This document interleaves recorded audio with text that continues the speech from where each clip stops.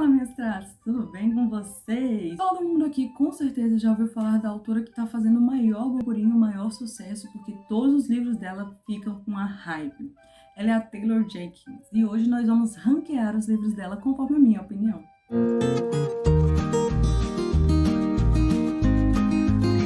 Lembrando que ninguém se ofenda, essa é a minha opinião, esse é o meu ranking, então eu tô curiosa já para saber o ranking de vocês aqui embaixo. Recentemente, em projeto, junto com a Lorena do Literalore, nós fizemos a leitura de todos os livros da Taylor Jenkins. A gente percebeu que a gente estava perto de finalizar. Inclusive, a gente finalizou, mas tá vindo um novo livro dela aí, a gente vai ver depois onde que ele vai se meter nesse ranking. Mas, no momento, eu já consigo definir para vocês quais são os meus livros favoritos dessa autora, bem como aqueles que eu não gosto e quero passar longe e distante de qualquer pessoa que tenha me indicado esses livros para leitura. Primeira coisa que eu preciso fazer é explicar que, para mim, a escrita da Taylor de romance e a escrita da Taylor de biografia são completamente diferentes. Ela tem um talento para escrita de biografia que eles nem chegam perto do melhor dos romances, na minha humilde opinião. Então eu vou ranquear aqueles livros que são mais ou menos uma biografia, vocês vão já entender, e aqueles livros de romance em rankings separados. Não fica no mesmo padrão. Então a gente já sabe, né? Os de biografia eu tenho todos físicos. A gente vai ranquear, então, Malibu Renasce, Daisy Jones e Os Sete Maridos de Evelyn Hugo. E aí vocês me perguntam, Júnia, mas qual a ligação entre todos eles? Além do fato de eles se passarem no mesmo universo, tem sempre o McRive aqui para atrapalhar a vida das pessoas. Então todo mundo sabe a ordem de leitura, né? Primeiro Os Sete Maridos de Evelyn Hugo, depois Daisy Jones e depois Malibu Renasce. O terceiro lugar vai acontecer com Malibu Renasce, que realmente eu acho muito bom esse livro. Mas das biografias, ele é o piorzinho. Ele foi o último a ser lançado e ele já vai se passar lá na década de 80 com o verão que vai acompanhar os filhos de Mike Riva. E eu gosto muito desse lance família, dessa ligação, do fato de isso tudo aqui ter acontecido em 24 horas. Eu amo Malibu Renasce. Mas quando eu pego para comparar ele com o segundo lugar e com o primeiro, tem uma discrepância muito grande, sabe? Então já vamos comentar que o nosso segundo lugar é Os Sete Maridos de Evelyn Hugo e o primeiro lugar é Daisy Jones. Júnia, mas como que você colocou Os Sete Maridos de Evelyn Hugo em segundo lugar? Isso não pode acontecer, não sei o que, não sei o que, não sei o que. Calma, galera. Gosto muito dos Sete Maridos de Evelyn Hugo, chorei, me emocionei. Ele é muito bem escrito, óbvio, ele tem diversas marcações pra mim. Ele foi muito especial, principalmente pra gente conseguir enxergar outras coisas. Como foi o primeiro livro da Taylor, a gente estava se acostumando ainda, e ainda assim eu achei ele incrível. Fique bem claro que todos esses daqui levaram 5 estrelas, mas ainda assim, quando eu paro para pensar em Os Sete Maridos de Evelyn Hugo, meu grande foco e pensamento é só na Evelyn. Quando eu paro para pensar em Daisy Jones and the Six, eu estou pensando em Daisy Jones e também nos 6, mas não os 6 que fazem parte da banda, mas eu estou pensando em Camila. Eu estou pensando em como ela foi uma mulher incrível, porque para vocês o foco aqui pode ser a festa, a farra, mas eu enxerguei tanta coisa por fora com Daisy Jones que para mim foi outro universo, outro parâmetro, uma coisa assim fora do comum. Talvez por eu ser mais ligada às artes musicais do que às artes cênicas, eu tenha tido essa identificação mais com Daisy Jones. Esse livro aqui conseguiu ter um gatilho muito forte para muita gente, inclusive ele tem gatilho para mim também, mais do que tem em Evelyn Hugo, mas ainda assim, eu acho que meu favorito da Taylor, em primeiro lugar, vai ser Daisy Jones. Quando me disserem assim, Júnior, você me indica um livro para ler. Eu vou começar a indicar por Daisy Jones, mas eu vou dizer, leia todos esses 3, porque eles valem muito a pena. Em Os Sete Maridos de Evelyn Hugo, a gente vai acompanhar desde o começo da carreira de uma artista lendária da década de 60, que é a Evelyn Hugo, e ela vai estar narrando a sua história para uma jornalista lá no futuro, em uma bibliografia que ela só quer que seja publicada após a morte dela. Em Daisy Jones, a gente vai ter uma narração em documentário dessa biografia da vida da banda e de como eles ascenderam tão rápido e como eles se separaram tão rápido e tudo que estava acontecendo nesses bastidores. Então, os dois são uma leitura muito interessante, mas Daisy Jones conseguiu me pegar com esse sentido meio documentário. Conseguia assistir na minha cabeça o que estava acontecendo, então eu amei mais. Superado então esses 3 aqui que são todos perfeitos, a gente tem que falar disso, vamos falar dos romances. E aqui eu vou começar do melhor até o pior. Em primeiríssimo lugar, nos romances de Taylor Jenkins, a gente vai ter quem? Simplesmente o melhor de todos os romances, a gente vai ter Depois do Sim. E por que eu acho que esse livro mexeu tanto comigo? Porque era um livro que eu tinha expectativas negativas e realmente ele conseguiu me surpreender positivamente. É um livro muito bom. E depois, assim, a gente vai ter personagens adultos, próximos aos 30 anos, mais ou menos, e que eles vão se separar. E aí eles vão fazer essa experiência de passar um ano separados, porque eles não se aguentam mais, eles estão fazendo as brigas por besteira, e eles decidem que é o melhor momento de eles passarem um tempo distantes. A gente vai acompanhar a superação da personagem principal nesse casamento, e os questionamentos dela de será que eu vou querer voltar depois desse um ano? E pra mim é arrebatador como depois do sim consegue ser verdadeiro, ser duro, ser cruel e ainda assim trazer pra gente o sentido de que a vida não é só um relacionamento. Você consegue viver mais que isso, você consegue ser feliz independente de um relacionamento, você consegue se redescobrir depois de certa idade. Eu amo Depois do Sim, eu acho esse livro maravilhoso e eu achando que esse livro ia acabar com minha vontade de casar, porque a Taylor tem essa mania, ele não fez isso, ele manteve viva a esperança, porque ele tem comentários muito sagazes sobre como você deve manter um relacionamento com aquela pessoa, apesar de certas dificuldades, porque nada na vida é fácil. Então, se foi para escolher passar por dificuldade, eu escolhi passar isso ao seu lado. Então, é muito lindo. E aí, depois do Sim, nós tivemos um romance que me fez chorar com 5 páginas, que acontece na sinopse.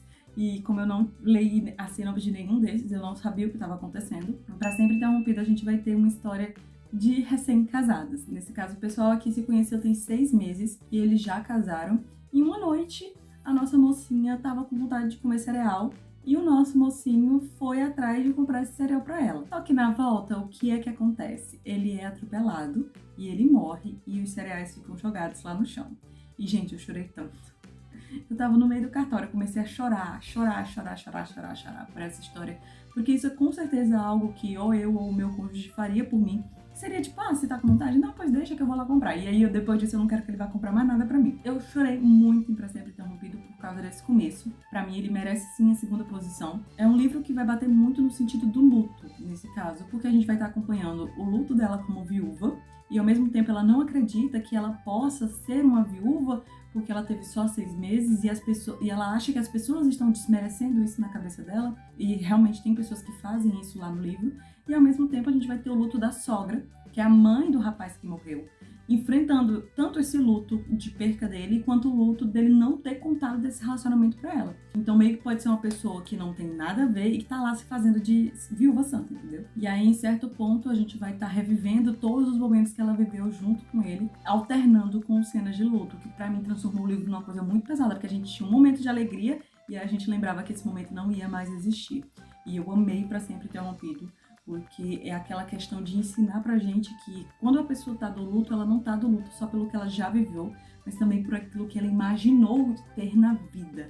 E pra mim foi lindíssimo, tirei lições valiosas de Pra Sempre Interrompido. Por isso ele merece o segundo lugar. Depois disso a gente tem o quê? Um continho curto da Taylor Jenkins, que nós tivemos a surpresa de que Evidências de uma Traição tinha apenas 100 páginas.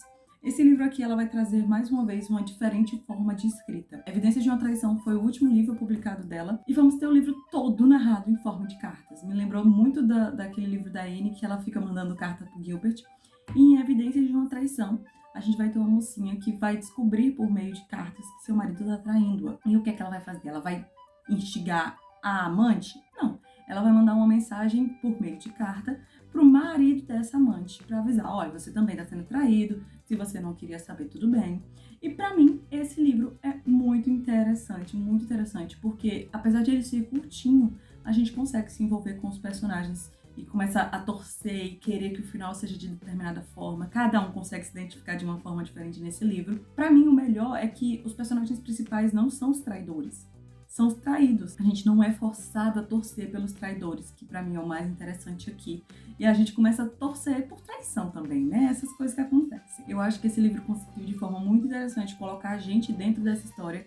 Provavelmente, se ele tivesse mais páginas, ele seria melhor desenvolvido. Uma ideia muito interessante para ele seria alternar as cartas. Por exemplo, faz a carta para ser um início de capítulo e aí desenvolve os acontecimentos dentro desse capítulo. Eu acho que assim seria muito mais interessante toda essa história, mas é muito bom Evidências de Traição. Principalmente comparando com os 2 últimos livros, que são muito ruins. E isso eu tô contrariando todo o BookTok, o BookTwitter, o BookTagram, tudo que envolve de livros eu estou contagiando nesse momento, porque as pessoas amam esses 2 livros e eu não sei porquê.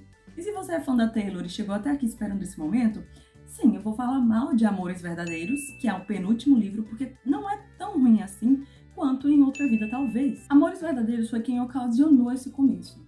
Pra mim foi uma grande decepção, vocês podem ver eu desabafando dele aqui no canal. E foi muito, muito decepcionante. Em Amores Verdadeiros a gente vai ter um triângulo amoroso, que vai ser narrado com muita irresponsabilidade emocional.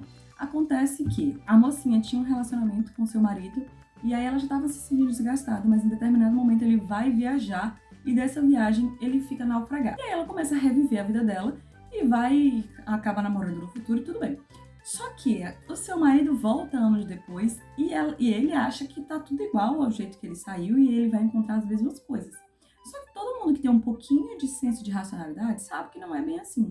Nesse caso, em Amores Verdadeiros, a gente também vai ter o tratamento de uma cena de luto, mas o que mais me incomoda é a irresponsabilidade emocional da personagem principal dentro desse livro. Eu não sei como que as pessoas conseguem idolatrar esse livro, sendo que pra mim ele foi só uma forçação de barra o tempo todo. A mocinha em tempo nenhum parece estar pensando em outra pessoa além dela, e eu entendo que ela tem que pensar nela, mas ela também tem que pensar nas pessoas que estavam ao redor e construíram uma expectativa de vida do lado dela, até porque era isso que ela estava prometendo.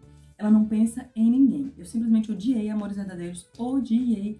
E a mesma coisa foi com Em Outra Vida Talvez, que ele chega a ser mais ruim que Amores Verdadeiros. Eu tinha acabado de ler um livro que falava sobre essas possibilidades de vida, que era a Biblioteca da Meia-Noite, que foi um dos melhores livros que eu li esse ano. E eu estava com expectativas boas para Em Outra Vida Talvez. Mas como eu falei pra vocês, eu não li a sinopse, então eu não sabia o que estava esperando. Só que Em Outra Vida Talvez não faz isso. Ele determina um momento específico que aparentemente não é uma decisão, mas sim um homem, porque parece que ela encontra homem em todas as realidades. E aí a gente vai ter a difusão da nossa linha do tempo e vamos viver esses 2 momentos diferentes durante o livro. E eu confesso pra vocês que a vontade era de largar esse livro de tão chato. E as 2 linhas do tempo, a moça era chata.